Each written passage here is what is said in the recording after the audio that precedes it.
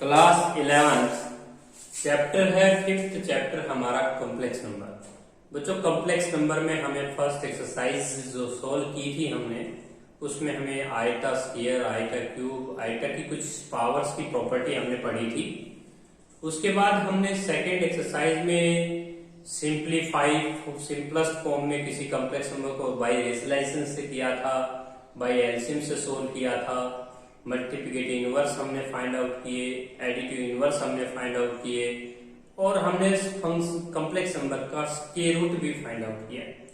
तो बच्चों हमारी जो एक्सरसाइज 5.3 है उसमें हम किसी भी कॉम्प्लेक्स नंबर को रिप्रेजेंट गॉसियन प्लेन में कैसे करेंगे। तो बच्चों जैसे रियल पॉइंट आप प्लॉट करते हैं, इसको हम बोलते हैं रियल एक्स एक्सिस बोलेंगे, इसको इमेजिनरी वाई एक्सिस बोलेंगे और इसे गॉसियन प्लेन और आर्गन प्लेन कहा जाता है। यदि हम किसी भी कॉम्प्लेक्स नंबर की रिप्रेजेंटेशन देना चाहते हैं तो हमारे पास ये हमें देखना होगा कि उस कॉम्प्लेक्स नंबर का रियल पार्ट ए पॉजिटिव है और बी हमारा नेगेटिव, बी भी हमारा पॉजिटिव है। यदि हम ए पॉजिटिव है, बी पॉजिटिव है तो इसे हम फर्स्ट क्वाड्रेंट में प्लॉट कर देंगे। यदि हमारे पास ए नेगेटिव है, बी पॉजिटिव है तो उसे सेकंड क्वाड्रेंट में प्लॉट कर देंगे। ये जो दोनों ही रियल पार्ट और इमेजिनरी पार्ट नेगेटिव हैं तो उसे हम थर्ड क्वाड्रेंट में प्लॉट कर सकते हैं। यदि हम किसी भी कॉम्प्लेक्स नंबर को हमारा ए नेगेटिव है, बी पॉजिटिव है तो उसका फोर्थ क्वाड्रेंट में वो लाई करेगा।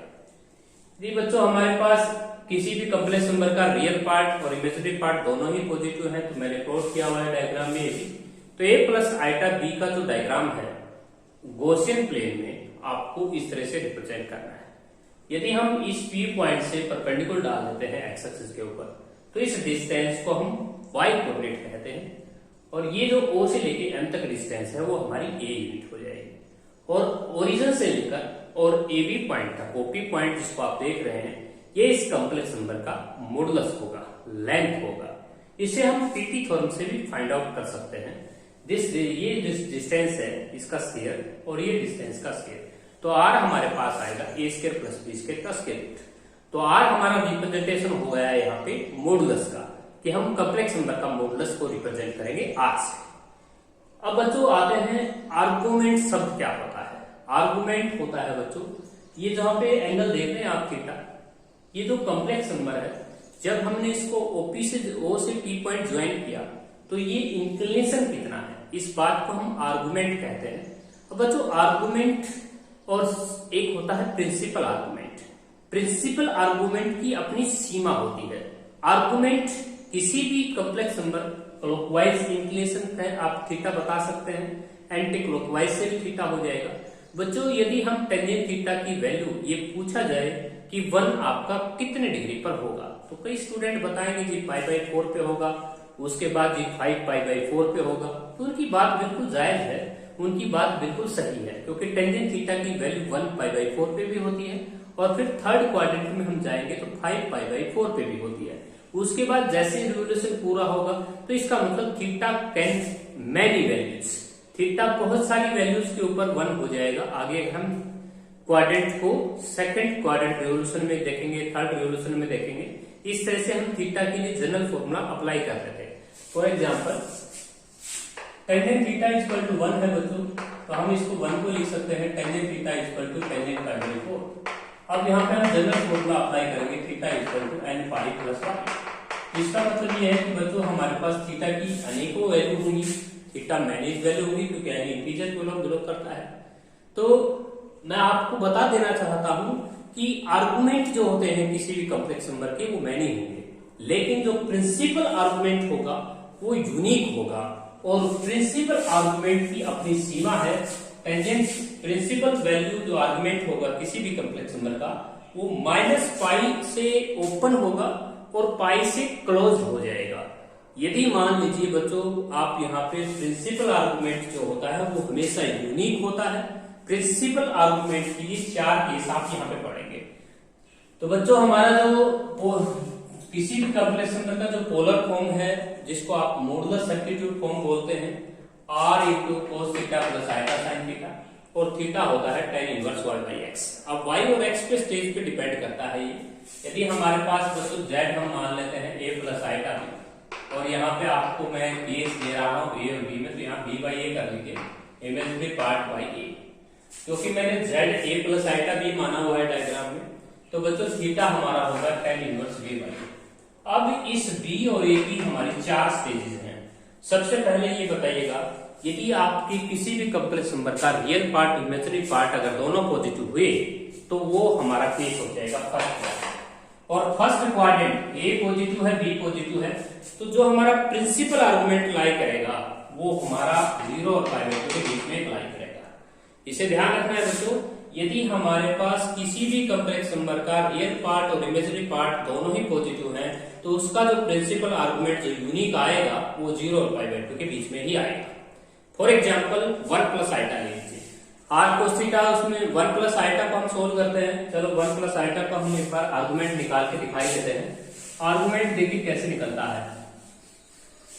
1 प्लस आइटा है बच्चों, 1 प्लस आइटा, 1 प्लस आइटा, इसका आर्गुमेंट क्या होगा बच्चों, हम R cos theta real part को मानते हैं, आर कोस थीटा 1 हो जाएगा, आर साइन थीटा हमारा 1 हो जाएगा, इमेजिनरी पार्ट को कहते हैं साइन आर साइन थीटा। इसे रियल पार्ट टेक करना है, रियल पार्ट आपकी कॉम्प्लेक्स नंबर में 1 है, और इसे इमेजिनरी पार्ट आइटा के साथ लगते हुए पार्ट को इमेजिनरी पार्ट को कहा जाता है। तो बच्चों यदि आप इक्वेशन नंबर सेकंड को फर्स्ट से डिवाइड कर देते हैं, तो second divide second by first, divide second by first, जैसे आप डिवाइड करेंगे तो ये हो जाएगा टेंजेंट थीटा इक्वल टू 1, और टेंजेंट थीटा 1 कितने डिग्री पर होगा बच्चों, पाई बाई 4। तो देखिएगा यदि आपके कॉम्प्लेक्स नंबर के दोनों ही रियल पार्ट और इमेजिनरी पार्ट अगर पॉजिटिव हैं तो थीटा की वैल्यू निकल के आई पाई बाई 4। तो बच्चों आपका आंसर बिल्कुल करेक्ट होगा, क्योंकि प्रिंसिपल आर्गुमेंट जो आना चाहिए था वो 0 और पाई बाई 2 के बीच में ही आना चाहिए था। अब आते हैं दूसरे केस को लेते हैं। दूसरा केस है बच्चों पाई बाई 2 से पाई के बीच में आएगा। तो दूसरा केस क्या होगा देखिए, यदि a लेस देन 0 हो और b ग्रेटर देन 0 हो, तो इसी क्वेश्चन को बदल देते हैं, यहाँ -1 कर देते हैं। आपका रियल पार्ट नेगेटिव है, इमेजिनरी पार्ट पॉजिटिव है, तो यहाँ -1 हो जाएगा, और -1 बाई 1 तो यहाँ -1 हो जाएगा। अब टेंजेंट थीटा की जो वैल्यू -1 आपको लेनी है वो इसमें से लेनी है, पाई बाई 2 और पाई बाई के बीच में, 3 पाई बाई 4 लेंगे, तो that is our required answer. तो बच्चों प्रिंसिपल आर्गुमेंट की अपनी सीमाएं होती हैं, और 3 पाई बाई 4 आपका करेक्ट आंसर होगा। थर्ड क्वाड्रेंट का लेते हैं, -π/2, यहाँ दोनों ही नेगेटिव कर लेते हैं, यहाँ -1 हो जाएगा, दोनों ही नेगेटिव है बच्चों। और आपका कॉम्प्लेक्स नंबर का जो रियल पार्ट है और इमेजिनरी पार्ट दोनों ही पॉजिटिव है, डिवाइड करते हैं तो आपका 1 हो जाएगा। अब बच्चों ये नहीं कहना है कि आपको टेंजेंट थीटा तो डिवाइड करते ही हमारा 1 आ गया जी, और टेंजेंट थीटा 1 होता है जी पाई बाई 4 पे, ऐसा नहीं है। आपको आर कोस थीटा और आर साइन थीटा देखना है, रियल पार्ट भी नेगेटिव, इमेजिनरी पार्ट भी नेगेटिव, तो यहाँ पे आ रहा है। तो आपका जो प्रिंसिपल आर्गुमेंट आपको लेना है वो -π/2 से -π के बीच में लेना है, ये ध्यान रखना। तो बच्चों यहाँ पे टेंजेंट थीटा इक्वल टू 1 है, तो आपका रिक्वायर्ड आंसर होगा -3π/4। -3π/4 के ऊपर आप देखेंगे कि आपके 3π/4 के ऊपर जो वैल्यू होती है वो -1 होती है, और एक माइनस मैंने अपने आप लगा दी है, तो माइनस माइनस प्लस हो जाएगा। अब बच्चों ये कहेगा जी आपने यहाँ टेंजेंट थीटा π/4 क्यों नहीं लिखा, क्योंकि बच्चों हमारा केस नंबर 3 ये कहता है यदि हमारे किसी भी कॉम्प्लेक्स नंबर का रियल पार्ट और इमेजिनरी पार्ट नेगेटिव है, तो हमारा जो प्रिंसिपल आर्गुमेंट होना चाहिए वो -π/2 से -π के बीच में लाई करे। ऐसा ही हमें थीटा चूज करना है। लास्ट है हमारे पास केस बच्चों a less than 0, b greater than 0 का ले लेते हैं, यहाँ प्लस कर देते हैं, यहाँ पे 1 हो जाएगा, यहाँ -1 हो जाएगा, डिवाइड करेंगे तो बच्चों टेंजेंट थीटा की वैल्यू -1 आप बच्चा बोल सकता है 3π/4 पे हो गया, लेकिन 3π/4 तो इस कंडीशन को पूरा नहीं करता है। 0 और -π/2 के बीच में आपको लेना है, तो 0 और -π/2 के बीच में लेना है, तो बच्चों आपको लेना है -π/4 लेना है, क्योंकि टेंजेंट थीटा की वैल्यू जो आपको लेनी है बच्चों -π/2 से 0 भी लिख सकते हैं बच्चों, इसको माइनस का नंबर आपको पहले लिखना चाहिए था, -π/2 से 0। अब आपको ध्यान रखना है कि फोर्थ स्टेज के अंदर आपको इसके बीच का एंगल चूज करना है। आप देख सकते हैं बच्चों जब आप टेंजेंट -π/4 सोल्व करेंगे तो माइनस बाहर आएगी, टेंजेंट π/4 आपका 1 हो जाएगा और -1 हो जाएगा। तो बच्चों ये थी प्रिंसिपल आर्गुमेंट की अपनी सीमाएं। प्रिंसिपल आर्गुमेंट को सोल्व करते वक्त हमेशा इन 4 चीजों का आपने बहुत ध्यान रखना होगा। इसके लिए आप एक ट्रिक याद कर सकते हैं।